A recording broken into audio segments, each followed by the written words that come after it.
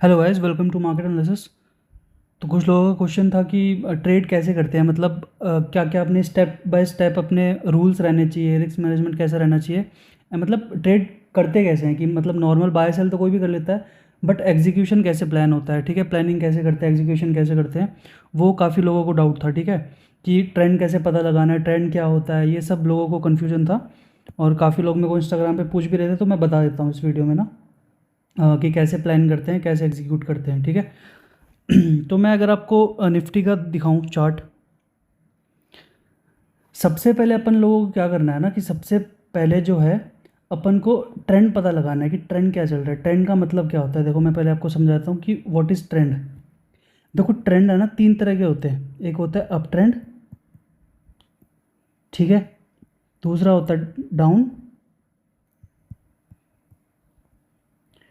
और साइडवेज मतलब range bound.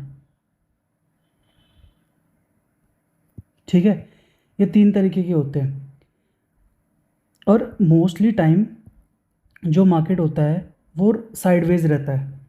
ठीक है, तो अगर कोई भी इंट्राडे में या फिर कोई भी इंडेक्स की बात नहीं कर रहा मैं, नॉर्मली भी बात कर रहा हूँ, जैसे स्टॉक्स की हो गई, नॉर्मली किसी की भी इंडेक्स स्टॉक्स की, कि मार्केट हमेशा कोई भी ट्रेंड पकड़ के रह नहीं सकता है। ठीक है, तो वो एक साइडवेज ट्रेंड में ज़्यादातर रहता है, 60 to 70% मार्केट साइडवेज रहता है। ठीक है, तो अगर अपन को रेंज पता चल गई है मार्केट की, मतलब अपन को ट्रेंड पता चल गया मार्केट का कि market is in up trend और डाउन ट्रेंड, वो कैसे पता करना है वो बताता हूँ पहले मैं। अगर अपन को ये पता करना है कि मार्केट अप ट्रेंड में है कि नहीं है, तो अपन क्या देखेंगे कि मार्केट का स्ट्रक्चर हाइयर टाइम फ्रेम पे मार्केट का स्ट्रक्चर, जैसे मैंने अभी 1 डे का टाइम फ्रेम खोला हुआ है, तो उसका स्ट्रक्चर कैसा होना चाहिए।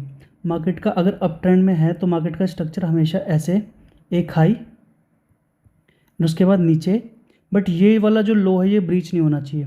उसके बाद एक और बार हाई, ये हाई ब्रीच होना चाहिए, एंड फिर लो, फिर हाई। इसको बोलते हैं हम अप ट्रेंड। अब ये क्या हुआ, इसको हम बोलते हैं हायर हाइस, इसको हम बोलते हैं हायर हाइस, एंड इसको हम बोलते हैं लोअर हाइस। ठीक है, तो जब lower highs and higher highs बनते हैं तो उसको हम बोलते हैं एक अप ट्रेंड। ठीक है, तो ये एक अप ट्रेंड के एग्जांपल है कि अगर मार्केट एक अप ट्रेंड में, मतलब higher highs and higher lows बना रहा है अगर, तो मार्केट एक अपसाइड डायरेक्शन में मूव कर रहा है। ठीक है, धीरे धीरे एक अपसाइड डायरेक्शन में जा रहा है। ठीक है, आगे बताऊंगा मैंने इसको कैसे एग्जीक्यूशन करते हैं, पहले मैं बता देता हूँ। अब रेंज बाउंड मार्केट क्या होता है, रेंज बाउंड मार्केट जो होता है वो मोस्टली लोगों को पता ही होगा कि मार्केट वॉलेटाइल खूब ज़्यादा होता है। कि मार्केट अगर ऊपर जा रहा है तो वो लो भी ब्रीच कर देगा, कई बार लो ब्रीच कर देगा, बट लो ब्रीच करने के बाद फिर वो वापस इस रेंज में आ जाएगा। कई बार वो हाई भी ब्रीच कर देगा, हाई ब्रीच करके फिर इस रेंज में आ जाएगा। फिर अगर ये वाला हाई भी ब्रीच करेगा फिर ये मतलब बहुत ज़्यादा वॉलेटाइल होता है, एक रेंज में होता है मार्केट। कोई भी मार्केट के पास एक स्पेसिफिक ट्रेंड नहीं होता। ठीक है, कि अपन पता लगा सके कि मार्केट ऊपर जाएगा कि नीचे जाएगा। तो इस तरह के मार्केट में जो साइडवेज मार्केट होता है ना, जो साइडवेज एक रेंज में मार्केट होता है, उस मार्केट में सिर्फ स्कैल्पर्स, स्कैल्प करने वाले एंड ऑप्शन सेलर्स, उनके लिए ही बेनिफिशियल होता है ये। अब ये भी पता लगाना बहुत ज़रूरी है कि ऑप्शन सेलिंग कब करनी है या स्कैल्पिंग ऑप्शन बाइंग में कब करनी है। ठीक है, आप ऐसे कभी भी कुछ भी नहीं कर सकते। अगर विक्स जो है 10 से 12 के नीचे है, मतलब 12 से अगर नीचे रिस्क है, इंडिया विक्स है, तो हम ऑप्शन सेलिंग प्रीफर नहीं करेंगे, हम स्कैल्पिंग प्रीफर करेंगे। इसका रीज़न मैं पिछली वीडियोज़ में बता चुका हूँ कि अगर विक्स ऑलरेडी कम है, इसका मतलब प्रीमियम हमारे ऑलरेडी कम है, तो उनका डिक्रीज़ होने का, डिके होने का मतलब ऑप्शन सेलर किस लिए सेल करता है, थीटा के लिए, टाइम वैल्यू उसको चाहिए होती है। ठीक है, तो टाइम वैल्यू खाने के लिए वो अपना है जो ऑप्शन सेल करता है। तो प्रीमियम है ही नहीं तो डीके क्या होगा। ठीक है, इसलिए स्कैल्प जो ऑप्शन बाइंग में होता है, अगर 12 से कम विक्स है तो स्कैल्पिंग ज़्यादा प्रेफरेबल होती है, क्योंकि स्कैल्पिंग में अपन क्या करते हैं, बाइंग करते हैं। ठीक है, छोटे छोटे ट्रेंड्स पकड़ते हैं, 5 5 मिनट में इन एंड आउट होते हैं। ठीक है, तो उसको हम बोलते हैं स्कैल्पिंग। अब स्कैल्पिंग जो होती है वो काफ़ी ज़्यादा टफ होती है। स्कैल्पिंग सबसे ज़्यादा इंपॉर्टेंट होती है अगर आप एकदम शॉर्ट टर्म में ट्रेड करते हो, और सबसे टफ भी वही होती है। ठीक है, सबसे टफ भी वही होती है, इतना आसान नहीं स्कैल्पिंग करना। स्कैल्पिंग के लिए कम से कम ना आपको 3 से 4 साल का एक्सपीरियंस चाहिए स्कैल्पिंग में, जब आप एक अच्छे स्कैल्पर बन सकते हो, ठीक है। और ऑप्शन बाइंग वैसे भी बहुत टफ होती है। मैं क्या प्रीफर करता हूँ मैं वो बता देता हूँ। मैं हमेशा स्प्रेड्स में ट्रेड करता हूँ, ठीक है। मैं कभी भी नेकेड बाइंग नहीं करता हूँ, मैं स्प्रेड्स में ट्रेड करता हूँ। बट मैं इसके बारे में कभी और वीडियो बनाऊंगा। अभी मैं ट्रेंड समझा रहा हूँ आपको, तो ट्रेंड समझते हैं पहले, ठीक है। तो रेंज बाउंड मैंने आपको बता दिया कि रेंज बाउंड में मार्केट रेंज में रहता है, तो कहीं भी तोड़ देता है, कुछ भी कर देता है, ऊपर तोड़ रहा है, हायर हाइज भी बना रहा है, हायर लोज भी बना रहा है, कुछ भी कर रहा है मतलब, ठीक है। तो ये हो गया एक रेंज बाउंड ट्रेंड, जिसके अंदर अपन सिर्फ scalp and option selling prefer करते हैं। एंड डाउन ट्रेंड क्या होता है? डाउन ट्रेंड होता है मार्केट ऊपर से नीचे आया एंड द मार्केट इस हाई को ब्रीच नहीं कर पाया, इसका हाफ या फिर कहीं से भी रिट्रेस करके वापस नीचे, ये लो। मतलब हमेशा लो, जब लो ट्रेंड में होता है, मतलब डाउन ट्रेंड में होता है मार्केट, तो अपने लोज हमेशा ब्रीच करता रहता है मार्केट। तो इसको हम क्या बोलेंगे? लोअर लोज। और इसको क्या बोलेंगे हम? हाइयर लोज, ठीक है। हाइयर लोज, ये लो ब्रीच कर दिया, अब ये लोअर लो हो गया एंड ये हो गया अपना हाइयर लो, ठीक है। तो इस तरीके से अपन ट्रेंड पता लगाते हैं कि ट्रेंड क्या चल रहा है मार्केट में, उसके हिसाब से अपन एक ट्रेड ले सकते हैं, ठीक है। अब क्या करना है आपको मैं बताता हूँ आपको। अब मार्केट में आपने ट्रेंड पता लगा लिया कि मार्केट अप ट्रेंड में है या डाउन ट्रेंड में या फिर साइडवेज ट्रेंड में है, ठीक है। ट्रेंड पता लगाने के बाद मार्केट में आपने क्या किया, एक मान लो आपने निफ्टी का ट्रेंड पता लगाया कि अप ट्रेंड में है मार्केट। अब आपको क्या करना है, ठीक है। अब मार्केट ने ऐसे मूव किया, यहाँ से मूव किया एंड आपने देखा कि वो नीचे आया, रिट्रेसमेंट अगर फिबोनाची किसी को लगाना था, फिबोनाची का 50 या 60% रिट्रेस करके एंड वहाँ से ऊपर जा रहा है वापस। तो आप क्या कर सकते हो, एक ट्रेड आप यहाँ पंच कर सकते हो छोटी क्वांटिटी से, ठीक है। जिसके पास एक ही है तो छोटा मोटा क्वांटिटी यहीं लग सकता है, जिसको एक ही लॉट सिर्फ बाय करना है या फिर जिसको छोटी क्वांटिटी बाय करनी है वो यहीं बाय कर सकता है। स्टॉप लॉस जो है वो 0.7 या 0.6 के नीचे रख के और ट्रेड अपना कंटिन्यू कर सकता है। और अगर जिसके पास जो अच्छी खासी क्वांटिटी पंच करता है, 3 लॉट 4 लॉट 5 लॉट 6 लॉट जितने भी करता है, तो वो हाफ क्वांटिटी अपनी यहाँ परचेज करेगा एंड देन जब मार्केट ये वाला हाई ब्रीच करेगा एक अप ट्रेंड में, तब हाफ क्वांटिटी अपनी यहाँ बुक करेगा। तो आपका एवरेज कहीं यहीं के आसपास आ जाएगा, स्टॉप लॉस आपका इस रेंज के आसपास रहेगा। देन आप उसको ट्रेल करते रहो। अब जब मार्केट ऐसे ऊपर जाके वापस नीचे आएगा तो अपने स्टॉप लॉस आप यहाँ ले आओ, फिर मार्केट ऊपर जाएगा तो अपना स्टॉप लॉस यहाँ ले आओ। इसको बोलते हैं ट्रेलिंग स्टॉप लॉस, ठीक है। अपना स्टॉप लॉस जो है ट्रेल करते रहो ताकि आपका जो प्रॉफिट है वो बुक रहे। अब ऐसा तो नहीं कि आपने मान लो प्रॉफिट कर लिया है फिर भी अगर आप लॉस देख रहे हो तो वो आपकी गलती है। अगर आपने अब ट्रेल भी कब करना है ये भी बहुत इंपॉर्टेंट है। अगर मान लो आपका टारगेट जो है 10 रुपये का है, ठीक है, और 5 रुपये का आपका रिस्क है, तो 1:2 आपका रिस्क रिवॉर्ड रेशियो हो गया, ठीक है। अगर आपका जो 10 रुपये का टारगेट है उसमें से 50% अचीव हो जाता है, मतलब अगर आपका 10 का टारगेट है ना, आपका 5 रुपये आपको मिल रहे हैं, तो अपना जो ट्रेलिंग एसएल है वो कॉस्ट टू कॉस्ट ले आओगे आप। मतलब अगर मैं एग्जांपल में बताऊं, अगर आपने कोई चीज़ 100 रुपये में बाय करी है, ठीक है, आपका 110 का टारगेट है, अगर वो 105 रुपये जाता है तो आपका जो एसएल पहले 95 के आसपास था वो अब आप ले आओगे 100 के ऊपर, मतलब कॉस्ट टू कॉस्ट आप अपना स्टॉप लॉस ले आओगे, ठीक है। तो ऐसे करके अपन ट्रेल करेंगे, ठीक है। तो कभी भी आपका जो प्रॉफिट है वो आपके हाथों से जाएगा नहीं, हमेशा आपका प्रॉफिट जो है बुक होता रहेगा, ठीक है।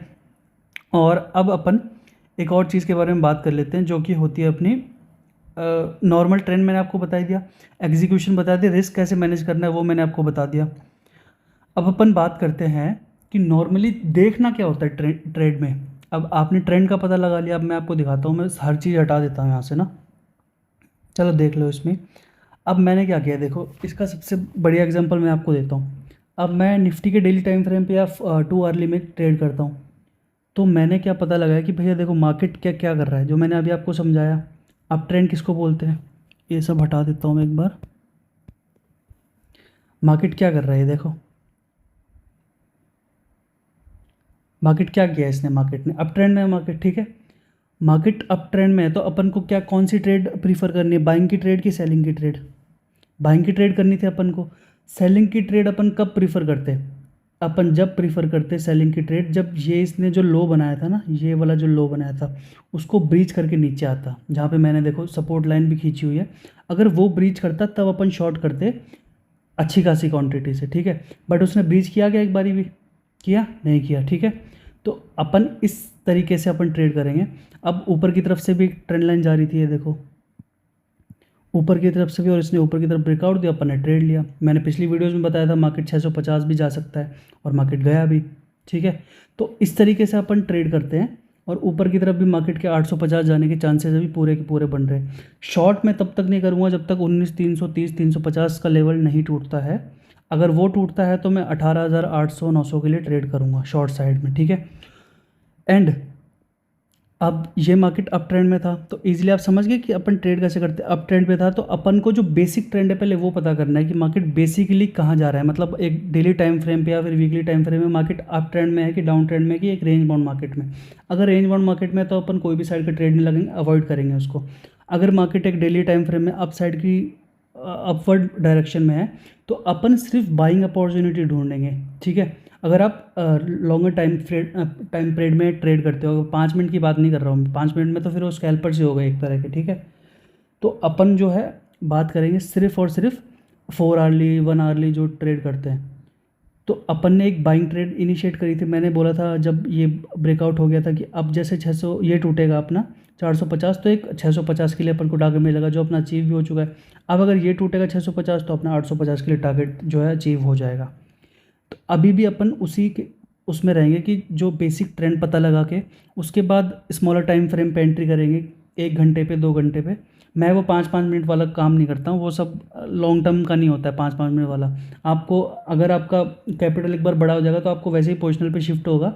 तो मैं ये चाहता हूँ कि आप शुरू ही पोजिशनल से करो ताकि आपको आगे जाके दिक्कत नहीं होगी। क्योंकि अगर आप इंट्राडे ट्रेड करोगे, कि मैं इंट्राडे भी कर चुका हूँ बहुत टाइम तक, अगर आप इंट्राडे में ट्रेड करोगे ना तो आपका पहले तो आपका कैपिटल ही आप उड़ा दोगे। ठीक है, क्योंकि आपका रिस्क मैनेज नहीं होगा अगर आप स्टार्ट ही कर रहे हो तो स्विंग या स्विंग ट्रेडिंग से स्टार्ट करोगे तो आपको बहुत बेनिफिशियल रहेगा वो। ठीक है, अब मैंने आपको बता दिया कि ट्रेड कैसे करते हैं। अब अपन को ये जानना है कि डिमांड जोन और सप्लाई जोन्स क्या होते हैं। अब मैंने आपको वही बताया, demand zone and supply zone में आपको एक बार और समझा देता हूँ। वैसे मैंने पिछली वीडियोस में बताया हुआ है। Demand zone and supply zones वो जोन्स होते हैं जहाँ पे ऑर्डर ब्लॉक्स होते हैं। अब ऑर्डर ब्लॉक्स क्या होता है, ये क्या नई चीज़ है भाई। अब आप मेरी एक बात समझो, मार्केट मैंने आपको बताया हमेशा एक ट्रेंड में होता है, रेंज बाउंड होता है, फिर एक डाउन ट्रेंड में होता है। ठीक है, अब मार्केट ने एक मान लो ऊपर की तरफ गया। अब ऐसे तो मार्केट एक डायरेक्शन में कभी भी नहीं जाता है। मार्केट ऊपर की तरफ गया, मार्केट ने एक डिप लगाया, उसके बाद एक ऊपर की तरफ गया, तो ये मार्केट के लिए क्या हुआ, this zone will be a resistance. और एक रेजिस्टेंस को हम एक सप्लाई जोन भी बोलते हैं। अब आप बोलोगे कि भाई सप्लाई जोन था तो हम सेल करते, पर इसने तो तोड़ दिया। हम सप्लाई जोन पे जब भी सेल करते हैं जब वहाँ से हमें कोई रिजेक्शन के साइन मिले विद वॉल्यूम्स। इस चीज़ का ध्यान रखना है अपन को। अगर हमें रेजिस्टेंस के पास रिजेक्शन के साइन मिले तो हमें बाय करना है एक अप ट्रेंड के अंदर, सेल करना है एक, अगर चाहे अप ट्रेंड हो चाहे डाउन ट्रेंड हो। अगर हमें रिजेक्शन के साइन मिल रहे रेजिस्टेंस के ऊपर, मान लो मार्केट ऊपर गया, मार्केट नीचे आया, ये रेजिस्टेंस था, ब्रेक किया, तो यहाँ हमें ऐसे सेल नहीं करना है कि यहाँ पे सेल कर दो। अगर यहाँ पे रेजिस्टेंस दिखा रहा है, हमें कोई शूटिंग स्टार बना रहा है या फिर कोई इन्वर्टेड हैमर कुछ भी बना रहा है अगर, तो हमें उस तरीके से ट्रेड करना है इसको। अगर कोई यहाँ से रिजेक्शन कैंडल ऐसे बन जाती है, ठीक है, ऐसी कैंडल बन गई एक रेड कलर की, तो हमें ट्रेड लेना है इसमें। ठीक है, एक ट्रेड लेना है शॉर्ट की साइड में। और अगर मार्केट डाउन ट्रेंड में, मार्केट ऐसे गया ऊपर गया, तो ये मार्केट के लिए रेजिस्टेंस हो गया, यहाँ से नीचे आया मार्केट, ये मार्केट के लिए सपोर्ट हो गया। तो अब सप्लाई और डिमांड जोन तो आपको पता है, देखो कि जो रेजिस्टेंस होता है वो मार्केट का जो होता है सप्लाई जोन होता है, रेजिस्टेंस जो होता है मार्केट का सप्लाई जोन होता है, और सपोर्ट जो होता है मार्केट का वो होता है डिमांड जोन। अब बहुत इंपॉर्टेंट बात बताने जा रहा हूँ मैं। हमेशा जो एक सपोर्ट होता है ना, जो सपोर्ट या फिर जो भी डिमांड जोन होता है वो हमेशा डिमांड जोन या सपोर्ट नहीं रहता है। अब आप मेरी बात याद रखना, 1 2 और 3, एक रेजिस्टेंस अगर 3 बार टेस्ट हो जाता है ना तो उसके बाद वो वीक रेजिस्टेंस या सपोर्ट बनने लग जाता है। मान लो एक 400 रुपये का रेजिस्टेंस है, 400 रुपये कोई स्टॉक के लिए रेजिस्टेंस है। अगर कोई स्टॉक एक बार 400 तक आया, फिर वहाँ से नीचे आया, फिर 400 तक गया, फिर वहाँ से नीचे आया, अब ये क्या हो रहा है ना, रेजिस्टेंस वीक होता जा रहा है। इसका वीक का मतलब क्या है कि ये कभी भी टूट सकता है। अब तीसरी बार गया, फिर नीचे आया, तो अभी और वीक हो गया, और चौथी बार में चांसेस होते हैं कि वो उसको ब्रेक कर जाता है। अगर चौथी बार में नहीं करता तो 5वीं बार में तो उसको ब्रेक कर ही देता है। ठीक है, तो इस तरीके से अपन साइकोलॉजिकल, ये आपको कोई भी नहीं बताएगा, ऐसे कोई भी नहीं बताता, एकदम इंटरनल में सब ये बताएंगे ट्रेंड क्या होता है, ये क्या होता है, वो क्या होता है। तो इस तरीके से कि जो सपोर्ट एंड रेजिस्टेंस है, जितनी बार भी वो टेस्ट होते रहते हैं ना, वो एरिया वीक होता रहता है। उसका भी रीज़न है वीक क्यों होता रहता है, क्योंकि अगर एक कोई रेजिस्टेंस है मार्केट के लिए, अगर मार्केट 500 एक रेजिस्टेंस है मार्केट के लिए, और अगर बार बार कोई चीज़ उसी को लेके वापस नीचे आएगी, तो वो रेजिस्टेंस ऑब्वियस हो गया अब मार्केट के लिए। तो हर रिटेलर मार्केट में 500 के प्राइस पे शॉर्ट करना चाहेगा, और अगर हर रिटेलर पैसा कमाएगा शॉर्ट करके, तो फिर जो जो बड़े प्लेयर हैं FII DIIs वगैरह, वो मूंगफली तो खाएंगे नहीं बैठ के। तो इसलिए ये रीजंस होते हैं, कुछ रीजंस होते हैं कि जिसलिए मार्केट जो है फंसाता है। अब मार्केट कई बार क्या करता है कि मान लो एक रेजिस्टेंस है मार्केट के लिए, 500 का रेजिस्टेंस है, मार्केट ऊपर गया, मार्केट नीचे आया, मार्केट ने ब्रेक कर दिया 500 का लेवल, रेजिस्टेंस था, अब लोगों ने क्या किया, यहाँ पे बाय कर लिया। ठीक है, वॉल्यूम भी अच्छा खासा था, एक ग्रीन कलर का वॉल्यूम भी था यहाँ पे। अब मार्केट में 500 का रेजिस्टेंस ब्रेक हुआ है और लोगों ने उसको बाय कर लिया 500 के ऊपर। बट मैं अब बाय नहीं करता हूँ, पहले मैं भी गलती करता था, सब करते हैं, कोई उसमें बड़ी बात नहीं है। अब आप एक चीज़ दिमाग से सोचना कि अगर किसी बंदे ने यहाँ बाय किया होगा, मार्केट प्राइस ऊपर कैसे गया है, ये ऑब्वियसली सपोर्ट था, लोगों ने यहाँ बाय किया जब प्राइस ऊपर गया है ना। तो जिसने प्राइस ऊपर जो लेके गया है वो अपना प्रॉफिट कब बुक करेगा, वो अब मार्केट कभी ऐसे तो एक डायरेक्शन में तो जाएगा नहीं ना। तो जिसने यहाँ बाय किया है वो अपना प्रॉफिट इन एरियाज़ में बुक करेगा। अब लोगों ने सोचा होगा कि भाई 500 है, यहीं आना चाहिए बुकिंग, तो यहाँ पे लोग अगर शॉर्ट भी कर रहे होंगे तो पहले मार्केट ने उनको ट्रैप किया, उनको ट्रैप करने के बाद मार्केट ने फिर क्या किया, पहले रिटेलर्स जो बायर्स हैं ब्रेकआउट पे जो ट्रेड करते हैं उनको एंट्री दिलाई। एंट्री दिलाने के बाद मार्केट ने उन लोगों के स्टॉप लॉस कहाँ होंगे। अब आपने 500 पे ट्रेड लिया, यहाँ पे ये रेजिस्टेंस था आपका, ठीक है, तो आपका कहाँ पे होगा स्टॉप लॉस, यहाँ होगा आपका, यहीं कहीं पे होगा। अगर आपने यहाँ ब्रेकआउट पे ट्रेड लिया तो यहीं कहीं स्टॉप लॉस होना चाहिए आपका। तो फिर मार्केट क्या करता है, ब्रेकआउट देने के बाद फिर इनका स्टॉप लॉस खाता है सबका। इसको बोलते हैं हम SL hunting and fake breakout also. तो सबका स्टॉप लॉस खाएगा, उसके बाद यहाँ जाके ये ऊपर की तरफ ब्रेकआउट देगा। फिर यहाँ पे जो एंट्री करते हैं वो होते हैं स्मार्ट प्लेयर्स, जो सबका स्टॉप लॉस खाते हैं एंड जो सारी चीज़ें करते हैं। और इस वाले ब्रेकआउट पे जो है मेन एंट्री करते हैं लोग। जो कमज़ोर लोग हैं उनको तो उसने यहीं निकाल दिया, जो कमज़ोर लोग हैं उन्होंने यहाँ पे बाय किया, वो स्टॉप लॉस हंटिंग के लिए आया तो यहीं निकल गए सारे लोग। तो अब जो वापस ही जा रहा है तो वापस डरेगा, उसको कॉन्फिडेंस नहीं आएगा रिटेलर को कि यार वापस एंट्री करूँ, इसने तो पहले मेरा स्टॉप लॉस हिट कर दिया। तो ऐसे तरीके से जो दिमाग होता है रिटेलर्स का, वो ट्रैप किया जाता है बड़े प्लेयर्स के थ्रू। तो हमें उस चीज़ से बचना है। ये आप धीरे धीरे जब मार्केट में बैठे रहोगे तो आपको समझ आने लगेंगी चीज़ें, ठीक है। एक बार में 1-2 महीने का बात नहीं होती है, जब आप सालों दे दोगे इस चीज़ को, जब आपको समझ आएगी ये चीज़ें, ठीक है। अपन बहुत देर हो गई, 17 मिनट की वीडियो हो गई, तो मैं आपको अब वो बता देता हूँ, निफ्टी का एनालिसिस बता देता हूँ। अगर आपको और भी कुछ एनालिसिस है, मतलब आपको कुछ और पूछना है तो मेरे को बता देना कमेंट वगैरह में, मैं आपको बता दूँगा। निफ्टी का कल एक्सपायरी, आज बैंक निफ्टी एक्सपायरी काफ़ी अच्छी रही, सारे प्रीमियम डीके हो गए, कुछ नहीं, वो कुछ भी बायर्स को कुछ भी नहीं मिला। आज सेलर्स का दिन था, वैसे सारी एक्सपायरी सेलर्स की होती है, बायर को तो वैसे कुछ नहीं मिलता। अब क्या हो रहा है देखो, मैंने जैसे कि आपको वैसे भी निफ्टी का बता दिया हमने, 650 ब्रेक करेगा तो भी एक बाइंग साइड में ट्रेड करनी है। मार्केट कर क्या रहा है ना, मार्केट एक अगर ऊपर की साइड जा भी रहा है तो एक स्ट्रॉन्ग मूव नहीं है, मार्केट स्ट्रॉन्ग मूव दिखा नहीं पा रहा है। मार्केट धीरे धीरे जा रहा है। और जब भी देखो सेलिंग हो रही है, जब कितनी हमेशा फास्ट होती है सेलिंग, पर बाइंग होती है धीरे धीरे, मार्केट जाता है, एक डोजी कभी बना रही। ये क्या कैंडल्स हैं, आप अगर खुद देखोगे, कोई समझता अगर कैंडल्स को, ये कोई कैंडल्स होती है, ये क्या कैंडल्स हैं, इसमें कौन इस कैंडल्स का जिसको मतलब समझ नहीं आ रहा है, इसका मतलब मार्केट पूरे दिन में ऊपर नीचे बहुत ज़्यादा कर रहा है, वॉलेटाइल बहुत ज़्यादा है, ना बायर्स को पैसा मिल रहा है ना सेलर्स को पैसा मिल रहा है, ठीक है। तो इस तरीके से जो है मार्केट ट्रैप करता है। इस ट्रैप से कैसे बचना है वो चीज़ें मैं आपको बताऊंगा, अगर आप मेरे को कमेंट करेंगे तो फालतू में अगर बताने का कोई मतलब तो है नहीं, अगर कोई पूछेगा तभी मैं बताऊंगा, है ना। ऐसे मैं वीडियो बना के जाऊँ, कोई देखेगा नहीं तो क्या मतलब फिर, ठीक है। तो ये अपना एनालिसिस हो गया इसका निफ्टी का, कि नॉर्मली अपन को इस ट्रेंड लाइन का जो आखिरी पॉइंट होता है जो कि 850 है, वो अपना टारगेट रहेगा। और डिप्स लगते रहेंगे छोटे मोटे, बट अपन को जो एंड गोल है अपना 850 का रहेगा बाइंग साइड में। अब मैं आपको ले चलता हूँ बैंक निफ्टी। देखो बैंक निफ्टी जो है ज़्यादा मेरे को बेकार लग रहा है उससे ना, वो काफ़ी बड़ी रेंज में है ये बैंक निफ्टी जो है, ज़्यादा बड़ी रेंज में, और पूरा प्रीमियम आज डिके हो गया इसका। अब अपन को एक ही तरीका बचता है अपने पास, मार्केट जब इसको ब्रीच करेगा ना 44 793, मतलब 44,800 को अगर ब्रीच करेगा मार्केट ऊपर की साइड में, तभी एक एंट्री बनाएंगे 45,000 के लिए, 300 पॉइंट के लिए। मैंने कल भी बताया था आपको और आज भी मैं बता रहा हूँ 45,000 के लिए। एंड 45,000 अगर ब्रीच होता है ना, तो 45,600 ईजिली आपको मिल जाएगा। तो अपन एक बुल कॉल स्प्रेड या फिर बुल पुट स्प्रेड बना सकते हैं डेबिट में। वैसे बुल कॉल स्प्रेड जो होता है वही आपका डेबिट में बनेगा, जो आपका बुल पुट स्प्रेड है वो तो क्रेडिट हो जाएगा। ठीक है, तो आप एक बुल कॉल स्प्रेड ज़रूर बना सकते हैं। नेकेड कॉल बाय नहीं करनी है, ये गलती मत करा करो। नेकेड कॉल बाइंग से कभी पैसा नहीं बनेगा आपका, आप बैठे रह जाओगे ऐसे। आज ही मैंने फेसबुक पे देखा, सुबह से किसी ने कॉल बाय करके रख रखी थी, उसको यही नहीं पता कि आज एक्सपायरी है बैंक निफ्टी की, और हर एक्सपायरी को जो आपने ओटीएम बाय कर रखा है वो ज़ीरो होता है, और वो ऑप्शन ट्रेडिंग कर रहे हैं। तो ऐसे अगर आप ऐसे गैम्बलिंग करोगे तो कैसे हो पाएगा फिर?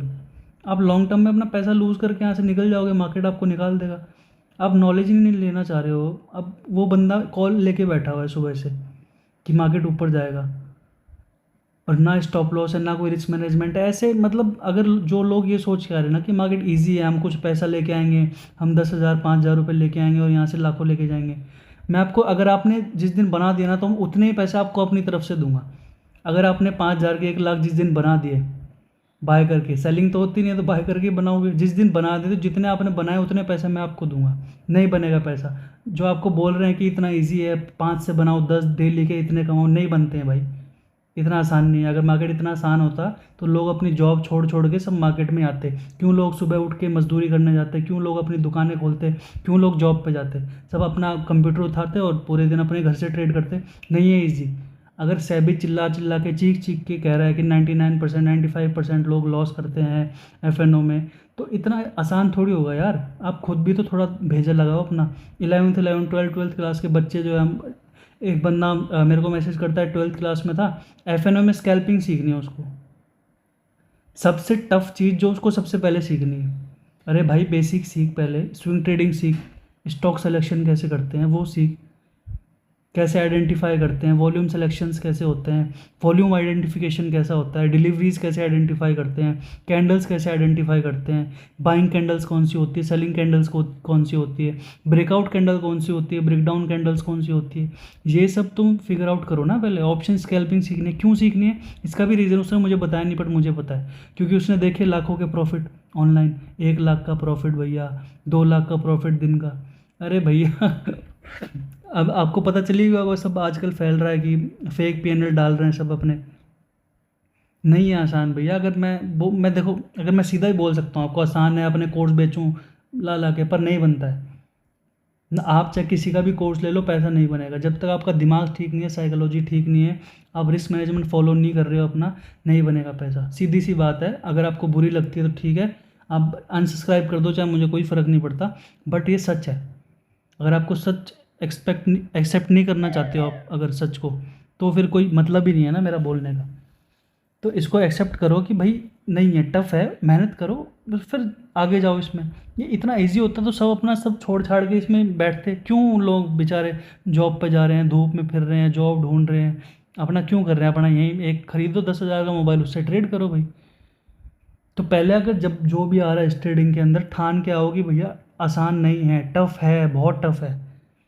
और मैं आपको एक मिसकंसेप्शन है लोगों को कि सिर्फ चार्ट देख के ट्रेडिंग हो जाती है, कि जिसको अगर चार्ट देखना आ गया, अब यहाँ पे हेड एंड शोल्डर बन गया तो ये ट्रेडिंग हो जाएगी। नहीं होगी। आपने भले एक आइडेंटिफाई कर लिया पैटर्न, आप ट्रेड ही नहीं कर पाओगे उस जगह पे। आप अगर आपने ट्रेड कर दिया तो आप उसको होल्ड नहीं कर पाओगे। पूरा जो गेम साइकोलॉजी का है, अपने रिस्क का है। मैं आपको एक ऐसी चीज़ बताता हूँ जिसको अगर आपने फॉलो कर लिया, तो मैं सही बता रहा हूँ आपको, 1 साल में आपको खुद चीज़ें फिगर आउट होनी शुरू हो जाएंगी। अगर आप एक बिग लॉस जो है वो अवॉइड कर सकते हो तो करो। अगर आप एक रिस्क ले रहे हो, मतलब 10 रुपये का रिस्क है आपका कोई चीज़ में, तो टारगेट हमेशा ज़्यादा का रखो, 20 का रखो, 15 का रखो। अगर 10 का भी रख रहे हो आप, तो आपकी फिर प्रोबेबिलिटी बहुत अच्छी होनी चाहिए। आपकी 60% से ज़्यादा प्रोबेबिलिटी होनी चाहिए अगर आप 10 का भी रख रहे हो तो। 1:1 भी अगर आप अपने रिस्क रिवॉर्ड रेशियो रख रहे हो तो आपकी प्रोबेबिलिटी ज़्यादा होनी चाहिए, बट मोस्ट लोगों की प्रोबेबिलिटी कम होती है। इसलिए मैं प्रीफर करता हूँ कि अगर 10 का रिस्क ले रहे हो तो 20 का आप प्रॉफिट लो। रिस्क अपना फॉलो करो। जब तक आप स्टॉप लॉस लेना नहीं सीखोगे, आप अपना एक्सेप्ट करना नहीं सीखोगे कि मैं गलत हो सकता हूँ मार्केट में, तो आप चाहे 50 साल से मार्केट में हो, आप कुछ नहीं कर पाओगे। आप एक्सेप्ट ही नहीं करना चाह रहे कि मैं गलत। अरे कौन है भाई, तू जो 1,000 करोड़ रुपए लेके बैठा वो गलत हो गया, तो कौन है 1 करोड़ रुपए लेके बैठा? कुछ भी नहीं है। मार्केट क्यों, मार्केट इज सुप्रीम भाई। मार्केट ने अगर बोल दिया तुम गलत हो तो मान जाओ गलत हो भाई। हाँ ठीक है, जिस दिन मैं सही होऊंगा उस दिन पैसे ले जाऊंगा। आज मैं गलत हूँ तो मैं लॉस दे रहा हूँ, इस चीज़ को एक्सेप्ट करो भाई। क्यों नहीं कर सकते? इतना टफ थोड़ी है ये चीज़ें। चलो अब छोड़ो इन चीज़ों को, तो मैं आपको अब बैंक निफ्टी मैंने आपको समझा ही दिया कैसे क्या करना है बैंक निफ्टी में। ठीक है, अभी दोनों इंडेक्स थोड़ा बाइंग की तरफ में थोड़ा वो है, दिक्कत इसमें आ रही है। सिर्फ बैंक निफ्टी में थोड़ी दिक्कत कर रहा है ये, बट अभी भी धीरे धीरे ऊपर निकलने की कोशिश करेंगे। ठीक है, मैं उसको वो बता देता हूँ आपको थोड़े बहुत स्टॉक्स। देखो बालाजी माइंस जो है वो परफेक्ट फॉर बाइंग है। अगर ये अपना हाई तोड़ता है, जो कि अपना लेवल होता है 227576 का, तो इजीली ये अपना जो है 2400 का लेवल, 200 पॉइंट आपको यहाँ से मिल सकते हैं बालाजी माइंस में। स्टॉप लॉस अपने हिसाब से रखना 1:2 या फिर 1:3। स्विंग ट्रेडिंग में तो 1:3-4 का रिस्क रिवॉर्ड रेशियो रखना। ठीक है, तो इस तरीके से अपन ट्रेड करेंगे। आज एक स्टॉक है यार, आज मेरे को टाइम नहीं मिला देखने का, अगर मिलता है कल। एक और देख, ये था मैंने इसको 79 पे बाई किया हुआ था, ये देखो अच्छा लगा भी हुआ है क्या। तो इस पे मैंने देखो, जो मैं आपको ब्रेकडाउन बता रहा था ना, फेक ब्रेकडाउन ट्रेंड लाइन का, ये हुआ। फिर देखो क्या हुआ। तो ये सब ट्राई होता है, ये सब अगर आपको सीखना है तो मैं आपको बता दूंगा, कोई दिक्कत वाली बात नहीं है। यहाँ से बाई किया, अब जाएगा 87 तक इजीली जाएगा। तो अभी मेरे पास स्टॉक नहीं है, कल मैं लेके आऊँगा अच्छे स्टॉक, सो मैं बता दूँगा आपको। Thank you.